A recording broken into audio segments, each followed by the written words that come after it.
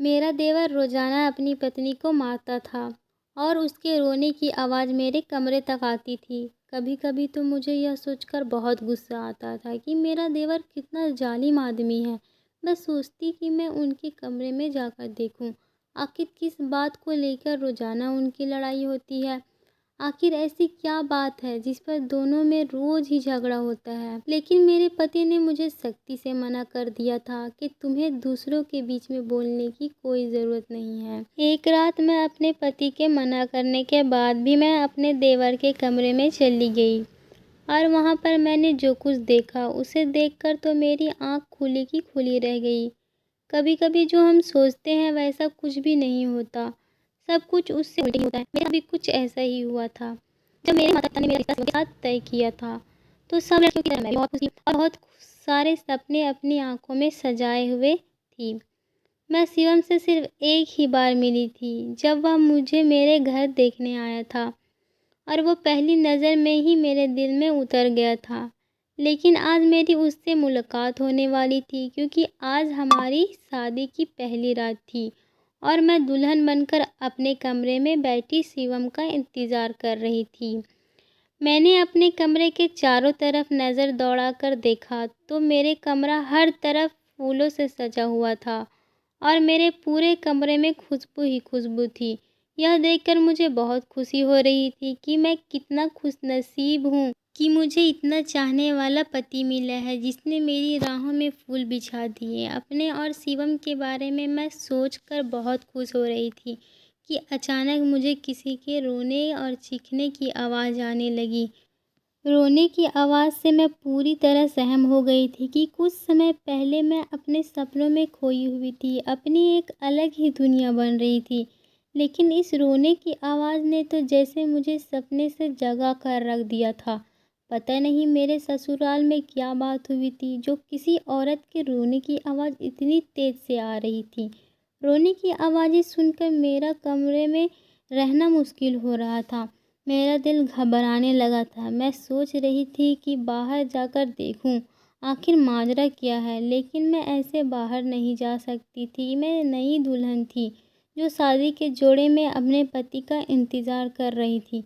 इतने में मेरा पति मेरे कमरे में आया और जब उसने मुझे दुल्हन के जोड़ों में देखा तो मुझे देखता ही रह गया। वो मेरे पास आकर बैठा और मेरा हाथ पकड़कर मुझसे कहने लगा, तुम कितनी खूबसूरत लग रही हो और इस लाल जोड़े में तो तुम किसी परी से कम नहीं लग रही। वह लगातार मेरी तारीफ़ें किए जा रहा था, लेकिन मुझे उसके रोने की आवाज़ से घबराहट हो रही थी। मेरे चेहरे पर परेशानी को देखकर मेरा पति समझ गया कि मैं क्या सोच रही हूँ। तब मेरे पति ने कहा, तुम परेशान मत हो, इस घर में सब अपनी मर्जी से जीते हैं और तुम्हें किसी के बीच बोलने की ज़रूरत नहीं है। मैंने अपने पति को हैरत से देखते हुए पूछा, यह कौन औरत है जो इतना ज़ोर ज़ोर से रो रही है? मेरे पति ने बताया कि वह मेरी देवरानी है और वह रोज़ रात को ऐसे ही रोती है। दरअसल मेरे देवर की शादी पहले ही हो गई थी।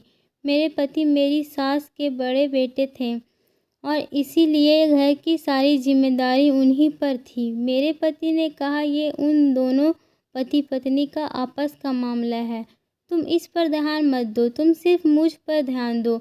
आज हमारी शादी की पहली रात है, तुम्हें सिर्फ मेरे बारे में सोचना चाहिए। इतना कहकर मेरे पति ने मेरा हाथ पकड़ा और मुझसे प्यार भरी बातें करने लगे।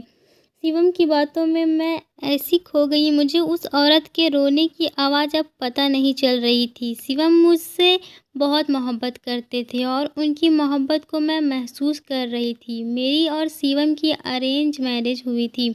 शिवम की माँ खुद शिवम का रिश्ता मेरे घर लेकर आई थी और मुझे अपनी पसंद से अपनी बहू बनाकर ले गई थी। मैं सोच रही थी कि पता नहीं मैं शिवम को पसंद आऊँगी या नहीं, लेकिन शिवम ने पहली मुलाकात में ही यह बता दिया कि वह मुझसे बहुत मोहब्बत करने लगे हैं। अगली सुबह जब मैं अपने कमरे से बाहर आई तो मेरी देवरानी घर में काम कर रही थी। मैंने सोचा कि उससे पूछती हूँ कि रात क्या हो गया था, तुम क्यों इस तरह से रो रही थी। लेकिन मैंने सोचा कि हो सकता है मेरी देवरानी को मेरी बात का बुरा लग जाए, इसलिए मैंने उससे कुछ नहीं पूछा। मेरी सास ने मुझे नाश्ते के लिए बुलाया तो मैं शर्माते हुए नाश्ते की टेबल पर जाकर बैठ गई और मैं सामने बैठे अपने देवर को देखने लगी और सोचने लगी कि पता नहीं यह अपनी पत्नी के साथ ऐसा क्यों करता है। मुझे उसको देखकर बहुत गुस्सा आ रहा था, लेकिन बाकी सब लोग घर में नॉर्मल थे, जैसे रात में कुछ हुआ ही ना हो।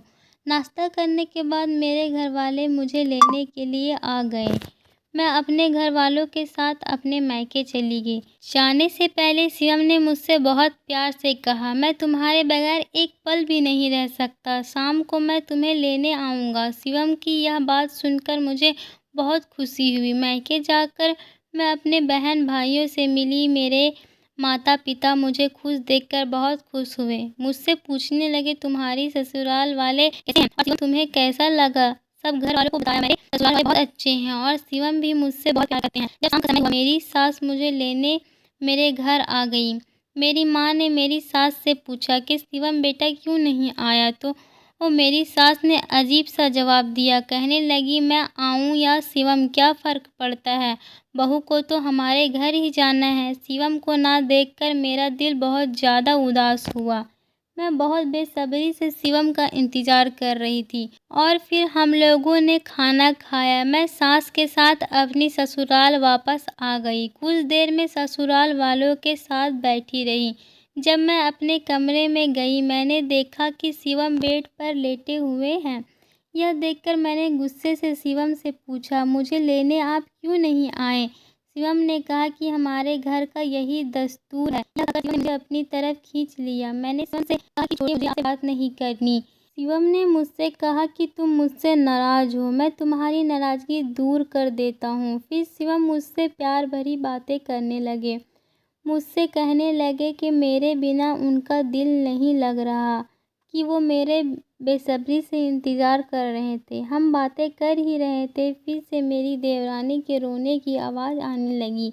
मैं आवाज़ सुनकर हैरान रह गई और सोचने लगी कि आखिर क्या माजरा है, क्यों मेरी देवरानी रोज़ रोया करती है। मैंने शिवम से पूछा तो वह कहने लगे, मैंने तुम्हें मना किया है, तुम पति पत्नी के मामले से दूर रहोगी। वह कुछ भी करें, हमें उनसे क्या, तुम सिर्फ मेरे ऊपर ध्यान दो। लेकिन मैं उस आवाज़ को इग्नोर नहीं कर पा रही थी। यही सोचते सोचते मैं सो गई। फिर अगली सुबह जब मैं उठी तो मेरी तबीयत कुछ ठीक नहीं लग रही थी। फिर भी मैं तैयार होकर नाश्ते के लिए बाहर आ गई। जब मैं बाहर आई तो कल की तरह आज भी मेरी देवरानी सबके लिए नाश्ता बना रही थी। मेरी सास मेरी देवरानी को किसी बात पर डांट रही थी। देवर भी वहीं बैठा सब कुछ सुन रहा था, लेकिन उसने अपनी माँ से कुछ नहीं कहा।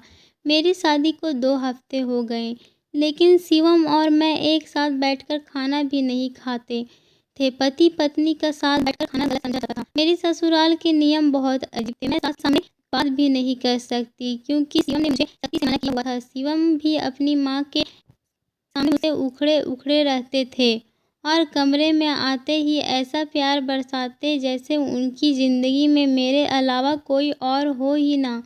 जब मैं शिवम से कहीं बाहर जाने को कहती, शिवम साफ साफ मुझसे मना कर देते। उनकी यह बात बहुत अजीब लगती थी। एक दिन मेरे दोस्त मेरे घर आई और मेरी सास से पूछकर मुझसे अपने साथ बाज़ार ले गई। मैंने बाज़ार में जाकर देखा तो शिवम मेरा इंतज़ार कर रहे थे। वहाँ से शिवम मुझे घुमाने ले गए। हम सारा दिन घूमते रहे। हमने रात का खाना भी साथ में बाहर खाया। शिवम ने मुझे मेरी दोस्त के घर छोड़ दिया और मैं अपने दोस्त के साथ ही अपने ससुराल वापस आ गई। मुझे शिवम की यह बात समझ नहीं आई। शिवम ने मुझसे मना किया था कि किसी को इस बारे में कुछ ना बताऊं। मैंने भी ऐसा ही किया, कुछ नहीं बताया। मेरी सास मुझसे और शिवम से बहुत खुश थी, कभी भी मुझसे कुछ नहीं कहती थी। लेकिन मेरी देवरानी से वह हमेशा नाराज़ रहती और उसे ताने देती रहती। रोज़ रात को मेरी देवरानी के रोने की आवाज़ आती और मैं उस आवाज़ में खो जाती। जब शिवम मेरा उदास चेहरा देखते तो मुझसे नाराज़ होकर कहते, तुम क्यों इस आवाज़ की तरफ ध्यान देती हो? मैंने शिवम से कहा, अपने भाई से बात क्यों नहीं करते? उन दोनों पति पत्नी का जो भी झगड़ा है आखिर बात करके ही झगड़े को ख़त्म करें। शिवम ने मुझसे कहा, मुझे कोई ज़रूरत नहीं है उन दोनों की बीच में बोलने की, और माँ इस घर की बड़ी है, माँ देख लेगी क्या करना है और क्या नहीं। मैंने भी सोचा कि शिवम ठीक कह रहा है, आखिर माँ को यह सब देखना चाहिए और उनकी जो भी लड़ाई है वह ख़त्म करवानी चाहिए। मैं जब भी अपने देवर को देखती हूँ मुझे उस पर बहुत गुस्सा आता और मैं सोचती कि दोनों भाइयों में ज़मीन आसमान का अंतर है। एक ये है जो अपनी बीवी पर इतना जुल्म करता है, उसे मारता पीटता है, और एक मेरे पति है जो मुझ पर जान छिड़कते हैं, मेरे लिए कुछ भी करने को तैयार है, मुझे अपनी पलकों पर बिठा कर रखते हैं, और यह न जाने क्यों अपनी पत्नी पर इतना जुल्म करता है और इसकी पत्नी बेचारी इससे कुछ नहीं कहती। एक दिन शिवम ने मुझसे कहा कि वह अपनी दोस्त की शादी में जा रहे हैं। मैंने शिवम से कहा कि मैं भी तुम्हारे साथ चलूँगी, पर शिवम ने मुझसे कहा, हमारे यहाँ घर की बहू दोस्तों की शादी में नहीं जाती।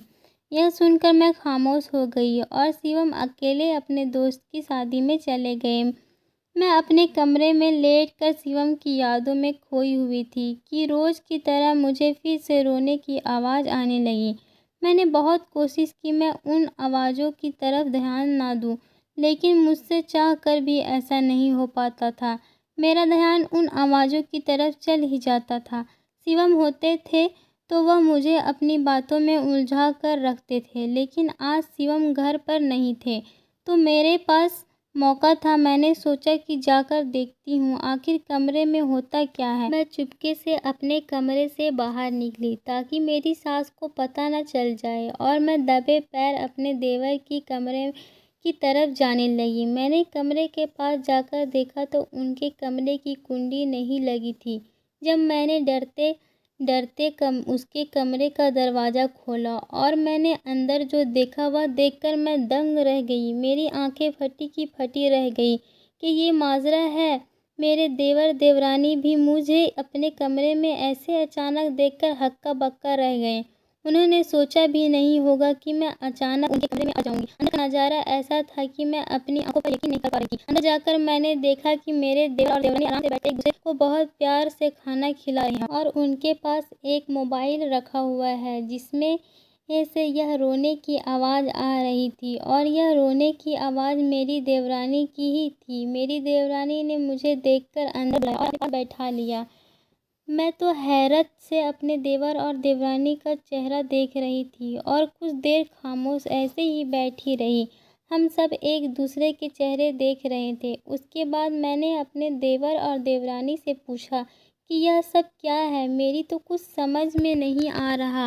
आप रोज़ाना रोती हैं और इस घर में किसी को कोई फ़र्क नहीं पड़ता। मैं तो आप दोनों का झगड़ा ख़त्म कराने सुलह कराने आई थी, लेकिन यहाँ तो कुछ और ही चल रहा है। क्या आप दोनों मुझे बताएंगे क्या बात है, या फिर मैं माँ जी से सब कुछ पूछूं? ये सुनकर मेरी देवरानी ने मुझे रोक लिया और तब मेरी देवरानी ने मुझे बताया, मैंने और तुम्हारे देवर ने लव मैरिज की थी। हम एक साथ एक ही कॉलेज में पढ़ते थे, एक दूसरे से बहुत प्यार करते थे, लेकिन यहाँ इस घर में किसी को लव मैरिज करने की इजाज़त नहीं है।